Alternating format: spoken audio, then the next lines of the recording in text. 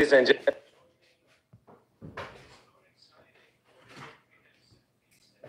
of State Al-Khulaifi, African Union Chairperson Yusuf, Foreign Minister Ducey, ambassadors, members of Congress, distinguished guests, members of the media, ladies and gentlemen, thank you for joining for the historic signing of a comprehensive peace agreement between the Democratic Republic of the Congo and the Republic of Rwanda.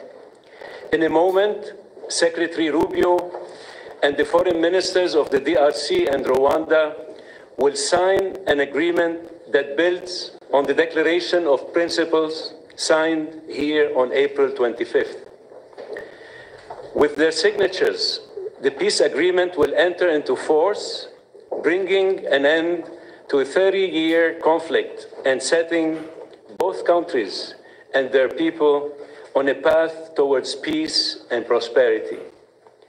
This would not be possible without the leadership and vision of President Trump. He has made peace a priority of his administration, and we have taken up his call to find a peaceful resolution to this conflict. I would like to recognize the tireless work that both foreign ministers and their teams put into reaching this agreement. I would also like to recognize the partnership from the government of Qatar, who is driving towards a parallel agreement between the government of the DRC and the M23 armed group. In addition, I would like to acknowledge that the work done under the auspices of the African Union was critical for reaching this agreement. We look forward to coordinating with the AU chairperson and Togolese president, who is serving as the AU facilitator to ensure implementation of the agreement. Finally, I would like to recognize the team here at the Department of State who facilitated the discussions and helped guide both sides towards this agreement. I will now turn to Secretary Rubio for opening remarks. Thank you, and I'm honored all of you are here today. I'm honored to be joined by my counterparts from the Democratic Republic of Congo and from Rwanda, and the hard work you both put in to make this happen. This was not easy, and there's still work to be done, obviously, in terms of implementation, but we're very honored you're both here. It's been an honor to work with both of you. We have a lot of people to thank. Obviously, the great team here at the Department of State who did a great job, Mr. Bulos, who did a phenomenal job. He's been on the job now about 10 weeks, and he's jumped all over this and really worked it hard, and you did a great job, and we are grateful to you for all of your work. Obviously, this could not have happened without such close friends and partners in the African Union and in Qatar, who we're working a lot lately with Qatar. We're doing a lot of things with you guys, and you've been very instrumental in the African Union. Without you, this couldn't have happened. I mean, you put everybody together. I do want to recognize my what I say, former colleagues. It wasn't 6 months ago, I was still a senator, but they're here now, Senators Rounds and Risch. Senator Risch is the chairman of the Foreign Relations Committee and a very close friend of mine, and he's obviously watched this issue very closely. He's made it a priority. And Senator Rounds has been talking to me about this before I was even nominated to the position and even during the nomination process. And we have others who are not able to make it today that I also want to recognize, Senator Coons and Booker. There's been a lot of interest in this, and we're grateful to all of them. They were invited, but I guess, you know, there's stuff going on in the Senate, as you know. And but we're grateful that both of you are here, and it's instrumental. This is, you know, an important moment after 30 years of war.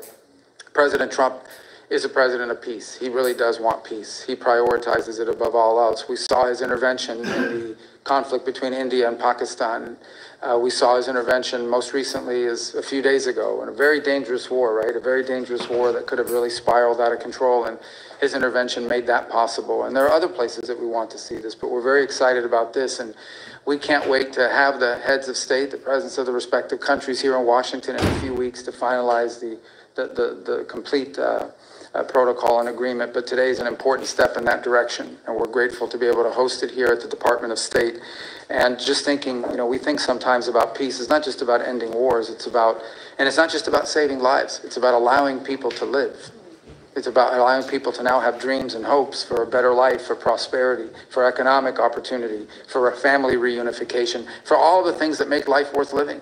Those things become impossible when there's war and when there's conflict. So we're grateful to have played the role we've played. We acknowledge and recognize there's still more work to be done. But we thank you all very much for being a part of this historic and important day. This is really why I wanted this job, or why I embraced this job so much, is moments like this. This is, in essence, the Department of State is really the Department of Peace.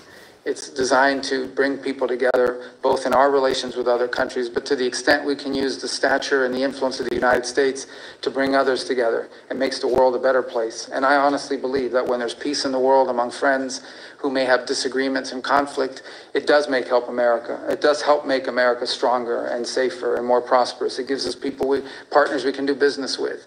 And partners that we can work with to address insecurity and threats to our national security and to our collective national security.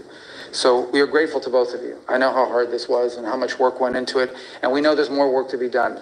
But we are grateful to have you here today. We're honored to be a part of this. We're excited to be a part of it. And again, I do want to thank everyone here in our Africa Bureau and at the Department of State. And once again, our superstar there, Mr. Bulos. What do you want to do next after you're done with this? Sudan. Yeah, very important. Actually, very, very important. And you're very involved in that as well. So what are you guys doing this week in Qatar? You guys want to work on that? We are grateful to all of you. Thank you. Thank you.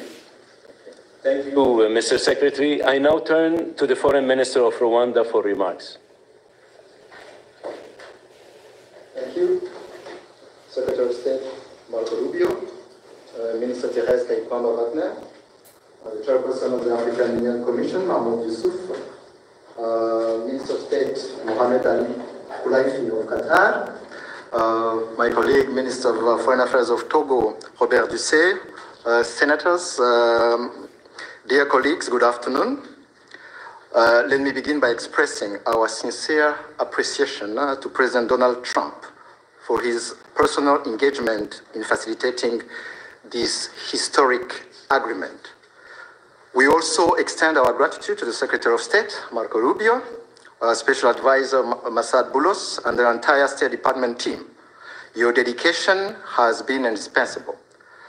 This agreement is the product of months of coordinated efforts by multiple actors. It is very important to note that the State of Qatar has played an absolutely central role. Indeed, the opening, which led to today's agreement, began in Doha. We will lend our full support in the weeks ahead to Qatar's mediation efforts, led by Minister of State Mohamed Al Koulaifi, to secure a peace agreement between the DRC government and the AFC M23. This process is already well underway. Today's agreement also builds on the African-led peace initiatives, which are ably led by the African Union Facilitator, President Faure Gnassingbé of Togo. The heart of this peace agreement is the decision to establish a standing joint security coordination mechanism between DRC and Rwanda. The first order of business is to begin implementing of the concept of operations for the neutralization of the FDLR, to be accompanied by a lifting of Rwanda's defensive measures.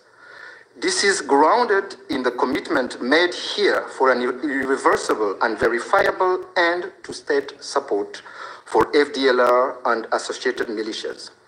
That is the bedrock of peace and security in our region. FDLR is no ordinary militia. It is the remnant of the forces which committed the genocide against the Tutsi in 1994, in which 1 million people were killed. With this agreement, we also committed to facilitate the return of refugees in our respective territories with the support of the UNHCR. Creating the conditions for the safe and dignified return of refugees is vital to achieve lasting peace. We also took to enhanced economic cooperation, including with American companies and investors. Shared growth and cross-border cooperation will unlock tangible dividends for both our countries. We must acknowledge that there is a great deal of uncertainty in our region and beyond, because many previous agreements have not been implemented, and there is no doubt that the road ahead will not be easy. But with the continued support of the United States and other partners, we believe that a turning point has been reached. Rwanda stands ready to work with the DRC to deliver on our joint commitments. To conclude, allow me to once again express Rwanda's appreciation to all who have contributed to this milestone. Thank you.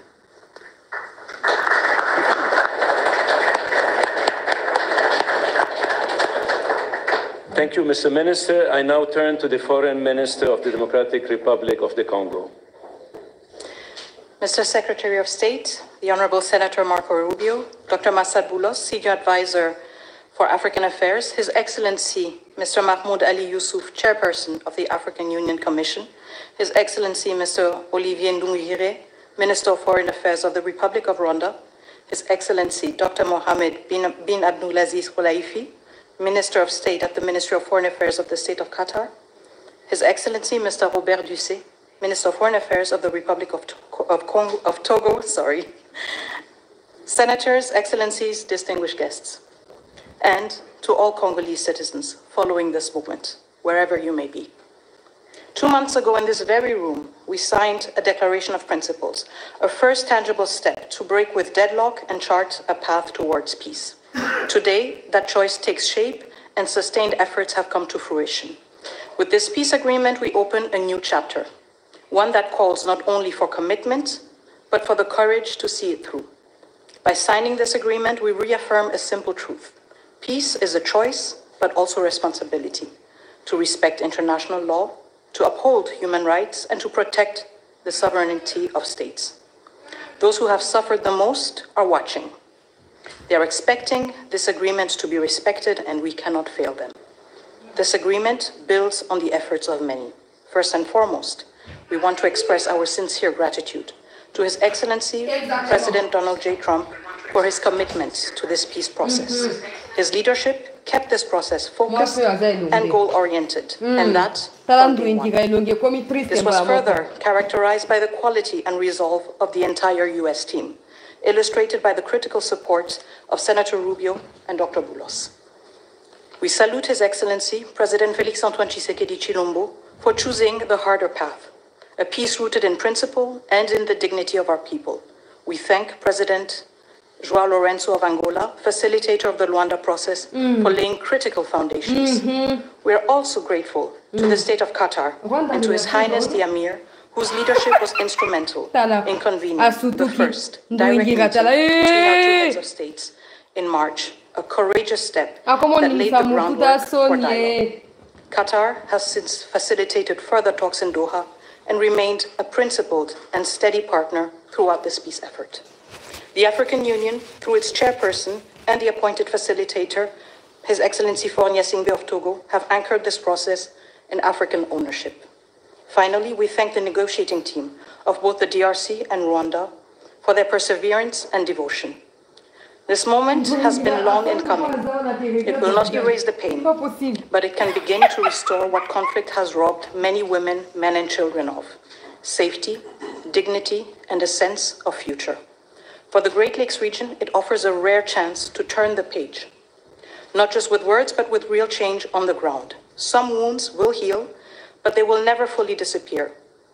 They may grow over, but the skin will forever remain thin and frail, and deep down, the flesh will still remember. At times, we will feel numb, and at others, we will feel a sudden pang that will remind us of what was lost forever. The scars we carry on our bodies and in our souls will remind us of what must never be forgotten, repeated, or accepted. A few days ago in Kinshasa, a coalition of women's organizations shared a clear message with me. Nous ne voulons pas d'une paix d'élite. Nous voulons une paix réelle, vécue, partagée et construite avec.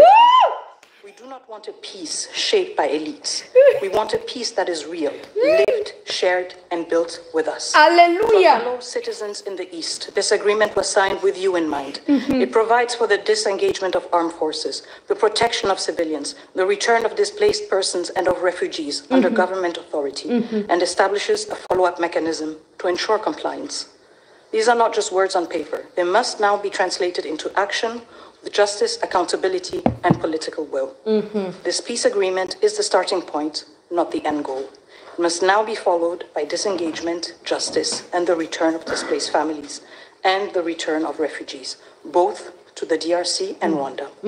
However, no text, however carefully negotiated, can carry on its own the weight of peace. I still remember, on the day we signed the Declaration of Principles, a member of the US team said, if it were easy, it would have been done a long time ago. That holds true now more than ever. What we have signed is only as strong as our will to implement it. We, the DRC, will certainly and resolutely fight for this agreement to be respected, not with our words, but with our deeds. Today, we have chosen peace. What matters now is that we protect it and prove to our people and to the world that even in a region marked by deep scars, dignity and cooperation can prevail. So now, our work truly begins. Mama equipa vita. Attendez, certainement que nous espérons que ça va. Alléluia. Oh, moi c'est ton gamboka te. Madam Minister, it's now my honor to invite the parties to sign the peace agreement to be witnessed by Secretary Rubio. Attention, ça va? The agreement being signed includes provisions on the respect for territorial integrity and the prohibition of hostilities. The disengagement, disarmament, and conditional integration of non-state armed groups, the establishment of a joint security coordination mechanism, the facilitation of the return of refugees and internally displaced persons, as well as humanitarian access, the reaffirmation of MONUSCO's mandate, and the establishment of a regional economic integration framework. The agreement also includes an annex on the functioning of the joint security coordination mechanism and the full text of the concept of operations of the harmonized plan for the neutralization of the FDLR and disengagement of forces / lifting of defensive measures by Rwanda, which was agreed to under the auspices of the Rwanda process on October 31st, 2024, and adopted by the foreign ministers on November 25, 2024. With the parties' signatures today, the agreement immediately enters into force. Thank you very much. Congratulations.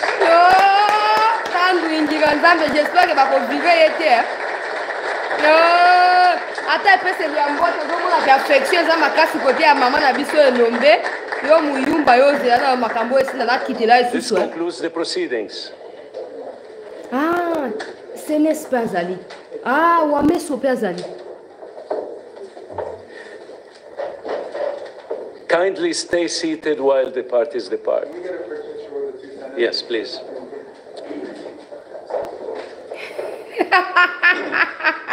Retrait à ba troupe rwandaise boyoki yango ya yondu ingika banaye ko wanga na muyibi.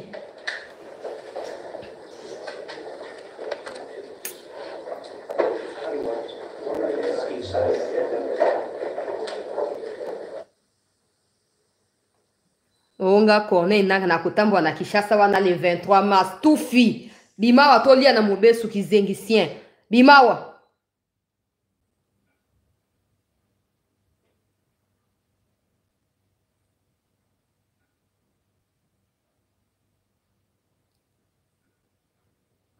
tala ndwingira koseka mutu akwe na velo libanje pusani mawa bakupe son Boulos, pourquoi il y a côté à Wagner et non côté à Nani Kuna? Boulos, il faut te passer au cas maman Wagner, mon photo c'est. Attends, ça marié, il faut te passer à maman Wagner, c'est pas possible.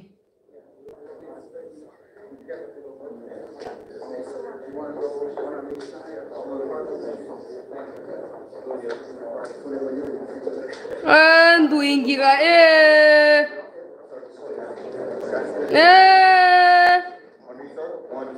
la honte.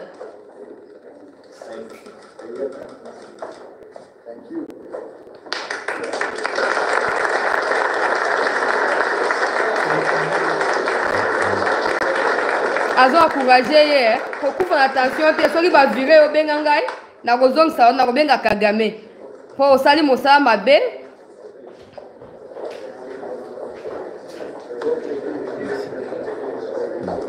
sikoyo audience c'est pas trompe lingi bana talandu ingira chômage bon ba famille na ngai bande ko 7 news famille Tokutani dans un instant, s'il vous plaît. Tokutani pour la live.